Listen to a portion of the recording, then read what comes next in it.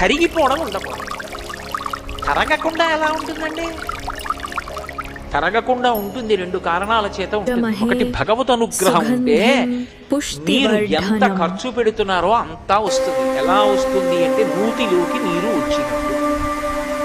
నూతిలో నీరు తోడుతూనే ఉన్నాడు, జలం పుడుతూనే ఉంది. ఎక్కడి నుంచి నీరు వచ్చింది నీకు తెలియదు, తోడడం ఒక్కటే నీకొచ్చు. అలా ఎంతమందికి ఎన్ని పెట్టు ఆ ఇంట సమృద్ధి కలుగుతూనే ఉంటుంది. దేని చేత? దేని చేత ఈశ్వరుడు ఆ శక్తిని ఇస్తాడో తెలుసా? ఆ ఇంట ఎప్పుడో ఎవరో ఒక మహాత్ముడు కాళ్ళు కడుక్కున్నాడు, దానికి ఇస్తాడు ఆ శక్తి. కాళ్ళు కడగడం అన్న మాట అర్థం ఏంటో తెలుసా? అందుకే ఒక మాట అడుగుతారు, మీ ఇంట పెద్దలు ఎవరైనా కాళ్ళు కడిగారా అంటారు. పెద్దలు కాళ్ళు కడుగుతా అన్న మాటకు అర్థం ఏంటంటే బురదంటుకుందని కడుక్కోవడం కాదు. అన్నం తింటే వాళ్ళ ఇంట్లో భోజనం చేస్తే వాళ్ళ ఇంట్లో కాళ్ళు కడుక్కుని వెళ్ళిపోతారు.